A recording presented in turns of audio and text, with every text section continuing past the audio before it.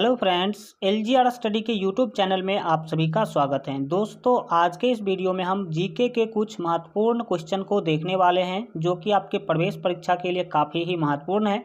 सो इस वीडियो को अंत तक जरूर देखिएगा और जितने भी साथी अगर अभी तक एलजीआर स्टडी ऐप डाउनलोड नहीं किए हैं तो ज़रूर डाउनलोड कर लीजिएगा, क्योंकि इस पर आपको आपके प्रवेश परीक्षा के बेहतर तैयारी के लिए सभी सब्जेक्ट के पिछले 10 साल का जो है पूछा गया सारा का सारा क्वेश्चन, 10 प्रैक्टिस सेट और सभी सब्जेक्ट के मोस्ट इम्पोर्टेंट क्वेश्चन का पीडीएफ जो है आंसर के साथ बिल्कुल ही फ्री में इस ऐप पर आपको मिल जाएगा और ऑनलाइन टेस्ट भी आप इस ऐप पर बिल्कुल फ्री में जो है दे पाएंगे। तो काफ़ी महत्वपूर्ण है। वीडियो के डिस्क्रिप्शन में लिंक है, नहीं तो आप लोग प्ले स्टोर पर सर्च करेंगे एलजीआर स्टडी ऐप, तो वहाँ से भी आप लोग डाउनलोड कर पाएंगे। शुरू करते हैं आज के इस वीडियो को और फर्स्ट क्वेश्चन यहाँ पर आपके सामने आ चुका है। आप लोग जिस क्वेश्चन का आंसर पहले से जानते हो तो कमेंट बॉक्स में लिखते चलिएगा, इससे आपको पता चलेगा कि कितने क्वेश्चंस का आंसर आप लोग पहले से जानते थे। फर्स्ट क्वेश्चन है, पूछा जा रहा है कि 1955 ईस्वी में संथालों ने किस अंग्रेज कमांडर को हराया था। आप लोगों ने संथाल विद्रोह के बारे में जरूर सुना होगा और संथाल एक जो है जनजाति है जो झारखंड में मुख्य रूप से जो है पाई जाती है। तो संथाल जो है अंग्रेज के किस कमांडर को हराए थे 1955 में, ये आपको क्या करना है, बताना है। तो एक का आपका सी ऑप्शन सही होगा, याद रखेंगे मेजर बारो को। मेजर बारो को संथालों ने 1955 में हराया था, ये आप याद रखेंगे। आगे बढ़ेंगे, देखेंगे यहाँ पर आपके 2 नंबर क्वेश्चन पूछा जा रहा है कि बिहार में 1857 की क्रांति के नेता है ना बाबू कुंवर सिंह का देहांत कब हुआ, यानी कि देहांत का मतलब होता है उनका स्वर्गवास जो है कब हो गया। तो इसके लिए यहाँ पर आपका जो सही आंसर होगा वो आपका डी होगा, 20 जून 1858 आपका बिल्कुल सही होगा। आपको पता होना चाहिए कुंवर सिंह जो है बिहार के रहने वाले थे, ये तो आपको पता चल गया। और अगर जिला पूछा जाए तो आप याद रखेंगे आरा जिला, जगदीशपुर गांव के ये रहने वाले थे। ठीक है, आप लोग ये याद रख सकते हैं। ठीक है, आगे बढ़ेंगे। 3 नंबर क्वेश्चन के द्वारा पूछा जा रहा है कि बिहार के उस क्रांतिकारी का नाम बताइए जिसने सितंबर 1928 में हिंदुस्तान सोशलिस्ट रिपब्लिकन आर्मी की बैठक में भाग लिया था। तो यहाँ पर आपका 3 का जो सही आंसर होगा वो ए होगा, याद रखेंगे फणींद्रनाथ घोष यहाँ पर आपका बिल्कुल जो है सही आंसर हो जाएगा। आगे बढ़ेंगे। क्या पढ़ाई में आपको आते हैं डॉट्स? तो 5 सेकंड में डॉटनेट के साथ उन्हें करो आउट।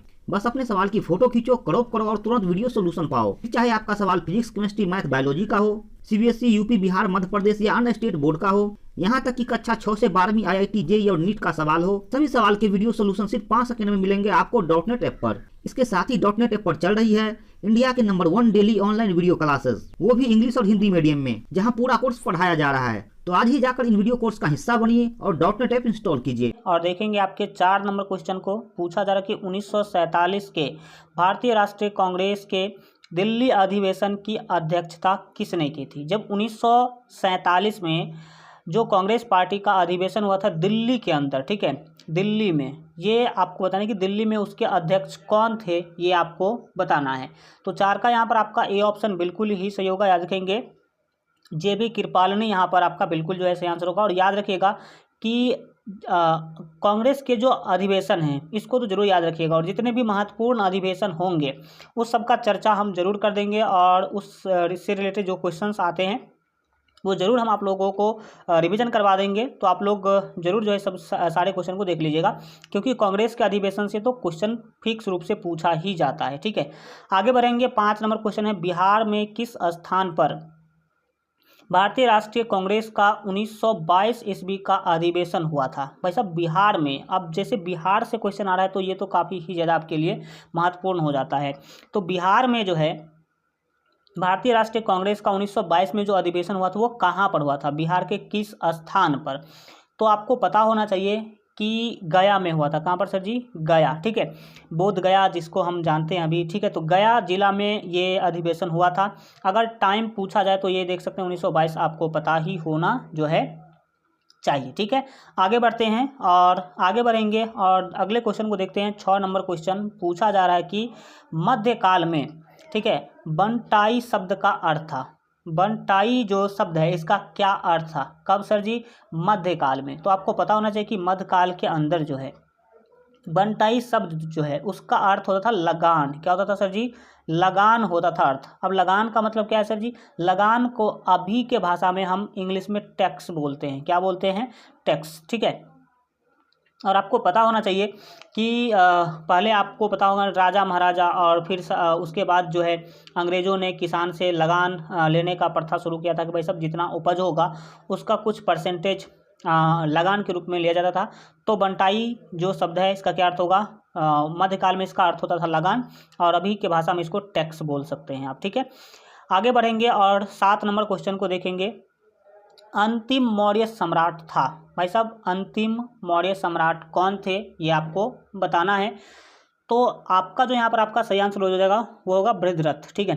मौर्य मतलब सर जी मौर्य वंश के अंतिम राजा अंतिम सम्राट कौन थे ये बताना है। तो आपको पता होना चाहिए कि अंतिम सम्राट जो है बृहद्रथ थे और इसका जो हत्या है ये भी पूछा जाता है 185 ईस्वी कब हुआ सर जी? बृहद्रथ का हत्या कब हुआ? 185 ईस्वी में। इसके सेनापति उसका नाम था सर जी पुष्यमित्र शुंग।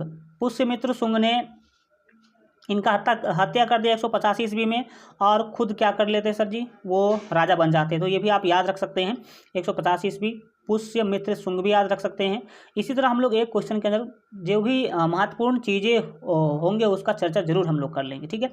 8 नंबर क्वेश्चन है कि अशोक के 12वीं जो है अभिलेख को सर्वप्रथम किसने पढ़ा? अशोक का जो 12वां अभिलेख है 12 नंबर अभिलेख उसको किसने सबसे पहले पढ़ा था ये आपको बताना है। तो यहाँ पर आपका ए ऑप्शन बिल्कुल ही जो है सही हो जाएगा। ठीक है।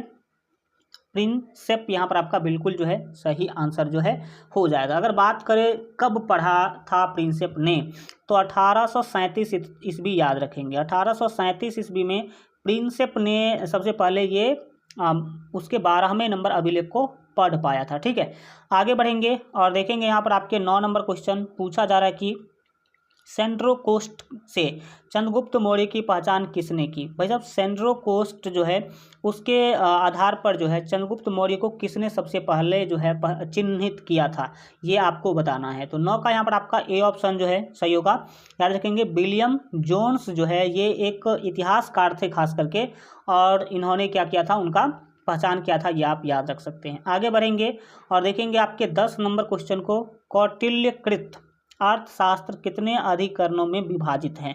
कौटिल्यकृत का मतलब है कौटिल्य के द्वारा रचना किया जो गया जो अर्थशास्त्र है वो कितने अधिकरणों में विभाजित है ये आपको बताना है।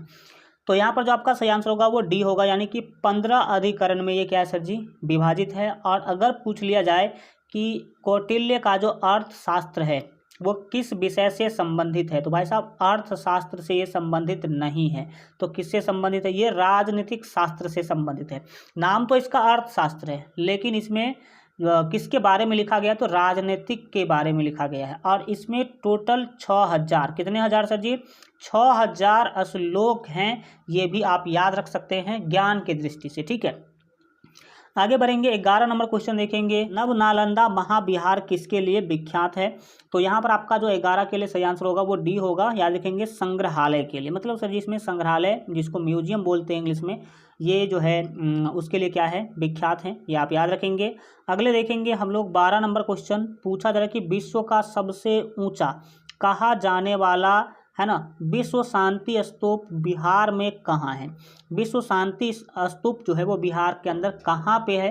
तो आपका जो सही आंसर होगा वो सी होगा राजगीर के अंदर है। ये आप याद रखेंगे बहुत दुनिया का सबसे ऊंचा स्तूप है ये आप बोल सकते हैं। ठीक है। आगे बढ़ेंगे देखेंगे 13 नंबर क्वेश्चन पूछा जा रहा है कि बोध गया में बोधि वृक्ष अपने वंश की किस पीढ़ी का है? बोधि वृक्ष के बारे में आपको पता होना चाहिए कि बोधि वृक्ष के नीचे ही भगवान बुद्ध को ज्ञान की प्राप्ति हुई थी और वो वृक्ष अभी भी बोध गया में है और जीवित है वो सूखा नहीं है। ये आप याद रख सकते हैं। अगर कभी जाने का मौका मिले बोध गया तो आप बोधि वृक्ष देख सकते हैं वहाँ पे। ठीक है। तो 13 के लिए जो आपका सही आंसर होगा वो आपका सी होगा। याद रखेंगे पंचम कितने सर जी तो पंचम पीढ़ी का वो वृक्ष है याद रखेंगे। नेक्स्ट 14 नंबर क्वेश्चन है, पूछा जा रहा है कि विश्व का पहला गणतंत्र वैशाली में किसके द्वारा स्थापित किया गया। आपको पता होना चाहिए कि दुनिया का सबसे पहला गणतंत्र राज्य जो है वो वैशाली में ही था। तो वो किसके द्वारा जो है स्थापित किया गया था ये आपको बताना है। तो आपको बताना कि लिच्छवी, ठीक है, लिच्छवी गणराज्य जो था वो आपको पता होना चाहिए कि विश्व का सबसे पहला गणतांत्रिक यानी कि लोकतांत्रिक साम्राज्य था, ये आप बोल सकते हैं। ठीक है, आगे बढ़ेंगे, आगे देखेंगे आपके 15 नंबर क्वेश्चन पूछा जाए कि पाटलिपुत्र के संस्थापक कौन थे। तो पाटलिपुत्र का स्थापना जो है उदयीन के द्वारा किया गया था। तो उदयीन यहाँ पर आपका ए ऑप्शन बिल्कुल जो है सही आंसर हो जाएगा। पाटलिपुत्र को अभी पटना के नाम से जानते हैं, ये भी आप याद रख सकते हैं। 16 नंबर क्वेश्चन के द्वारा पूछा जाए कि इल्तुतमिश ने बिहार में अपना प्रथम सूबेदार किसे नियुक्त किया था। इल्तुतमिश के बारे में आपको पता होना चाहिए। इल्तुतमिश जो है बिहार में अपना जो है सूबेदार किसको नियुक्त किया था ये आपको बताना है। ठीक है, तो 16 के लिए आपका यहाँ पर डी ऑप्शन बिल्कुल सही होगा, याद रखेंगे मलिक जानी को। किसको? मलिक जानी को उन्होंने बिहार का सूबेदार जो है बनाया था, ये आप कह सकते हैं। अगर बात किया जाए कब ऐसा कराया था उसने, तो 1225 ईस्वी में। कब सर जी? 1225 ईस्वी में ये काम किया गया था, ये भी आप याद रख सकते हैं। 17 नंबर क्वेश्चन देखेंगे, हुमायूं ने, है ना, चुनार दुर्ग, क्या बोला जा रहा है, हुमायूं ने चुनार दुर्ग पर प्रथम बार आक्रमण कब किया। ठीक है, तो 17 के लिए जो यहाँ पर आपका सही आंसर हो जाएगा वो ए हो जाएगा, याद रखेंगे 1532 ईस्वी में। कब सर जी? तो 1532 ईस्वी यहाँ पर आपका बिल्कुल जो है सही आंसर हो जाएगा। आगे बढ़ते हैं, 17 के बाद 18 नंबर क्वेश्चन देखिए, पूछा जाए कि अकबर ने बंगाल तथा बिहार को मुगल साम्राज्य में मिलाया, कब मिलाया सर जी? बंगाल और बिहार को अकबर के द्वारा कब जो है मिलाया गया था ये आपको बताना है। ठीक है, तो यहाँ पर जो आपका सही आंसर हो जाएगा 18 के लिए वो आपका जो है बी ऑप्शन होगा, 1575 ईस्वी में। ठीक है, याद रखेंगे 1575 ईस्वी में अकबर ने बंगाल और बिहार को जो है मिलाया था, ये आप जो है याद रख सकते हैं। नेक्स्ट क्वेश्चन देखेंगे और अगले क्वेश्चन को यहाँ पर आप ध्यान समझने की कोशिश करेंगे। एतमादुद्दौला का मकबरा आगरा में किसने बनवाया था। तो यहाँ पर आपका जो बिल्कुल सही आंसर हो जाएगा 19 के लिए वो आपका सी होगा, देखिए नूरजहाँ ने। किसने? नूरजहाँ यहाँ पर आपका बिल्कुल जो है सही आंसर हो जाएगा। आगे बढ़ते हैं और देखेंगे आपके 20 नंबर क्वेश्चन को। 20 नंबर क्वेश्चन के द्वारा पूछा जाए कि महारानी विक्टोरिया ने भारतीय प्रशासन को ब्रिटिश ताज के नियंत्रण में लेने की घोषणा कब की। मतलब भारत को अंग्रेजी शासन के अधीन कब जो है करने की घोषणा किया गया, ये आपको यहाँ पर जो है बताना है। तो ए ऑप्शन आपका बिल्कुल ही होगा, याद रखेंगे 1 नवंबर 1858 ईस्वी को, ये आपका बिल्कुल जो है सही आंसर होगा। 1 नवंबर 1858 ईस्वी को पूरा भारत जो है वो आपको पता होना चाहिए कि ब्रिटिश राज के अंदर यानी कि अंग्रेज के अधीन हो गया था। ठीक है, ये आप बोल सकते हैं। नेक्स्ट 21 नंबर क्वेश्चन है, पूछा जा रहा है कि सम्राट शाह आलम द्वितीय ने ईस्ट इंडिया कंपनी को बंगाल, बिहार तथा उड़ीसा की, है ना, दीवानी प्रदान की। कब दीवानी प्रदान किया गया था इनको, ये बताना है। तो 21 के लिए आपका यहाँ पर आपका ए ऑप्शन बिल्कुल से होगा, याद रखेंगे 12 अगस्त 1765 आपका बिल्कुल जो है सही आंसर हो जाएगा। आगे बढ़ेंगे, आगे नेक्स्ट देखेंगे 22 नंबर क्वेश्चन, पूछा जा रहा है कि जगदीशपुर के किस व्यक्ति ने 1857 के विप्लव में, ठीक है, क्रांतिकारियों का नेतृत्व किया था। 1857 में जो इतना बड़ा ये हुआ था, विरोध हुआ था, उसमें क्रांतिकारी का नेतृत्व किसने किया था। तो भाई साहब अभी जस्ट हम आपको बताए थे कि जगदीशपुर के कौन है रहने वाले, कुंवर सिंह। जगदीशपुर बिहार का एक गांव है आरा जिला के अंदर। किस जिला के अंदर सर जी? आरा जिला के अंदर। जो आरा के बच्चे देख रहे होंगे उनको पता भी होगा। ठीक है, नेक्स्ट देखेंगे यहाँ पर 23 नंबर क्वेश्चन, पूछा जा रहा है कि 1857 की क्रांति के, है ना, बिहार के नेता कौन थे। बिहार में जब 1857 का जो क्रांति था बिहार में, उसके नेता कौन थे। तो वही थे, कौन? वीर कुंवर सिंह थे। तो कुंवर सिंह आप यहाँ पर डी ऑप्शन जो है बोल सकते हैं। नेक्स्ट बढ़ेंगे आपके, देखेंगे जो 24 नंबर क्वेश्चन है, इसको पूछा जा रहा है 1857 के विद्रोह के बाद ब्रिटिश सरकार ने सिपाहियों का इन प्रांतों से चयन किया। देखिए जब 1857 का विद्रोह हुआ तो ब्रिटिश सरकार को लग गया कि भाई साहब हमें कुछ ऐसे सिपाही को चुनना चाहिए जो हमारे विरोध में आवाज़ ना उठा सके। ठीक है, और उस टाइम पर मुख्य रूप से ये सैनिकों के द्वारा ही विद्रोह किया गया था, तो इसने वैसे सैनिक को शामिल करने से मना कर दिया जो इसके विरोध में बोल सकता है। ठीक है, तो इन्होंने कहाँ से सैनिक लेना शुरू किया था। तो ये आप याद रखेंगे, गोरखा को इसने लिया था, सिख को लिया था, एवं पंजाबी उत्तर प्रांत से, ठीक है, पंजाब का जो उत्तरी प्रांत है वहाँ से इन्होंने सैनिक लेना जो है शुरू कर दिया था, ठीक है, क्योंकि वहाँ ये सभी सैनिक उस रूप से बहुत ही बड़े देशभक्त होते, जिसके अंदर होते उसी के लिए काम करते ये सब सैनिक, ठीक है।